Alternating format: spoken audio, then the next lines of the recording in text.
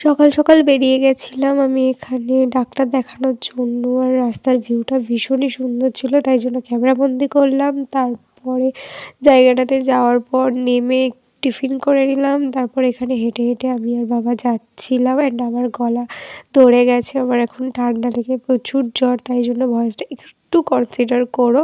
And তারপর আমি আর বাবা এই সুন্দর ভিউ দেখতে দেখতে চলে গেলাম। আর তারপর আমি আর এখানে বাবা একটু গল্প করতে করতেই যাচ্ছিলাম। আর অনেকটা লেট হয়ে গেল ভিডিও দিতে, তাই জন্য সরি।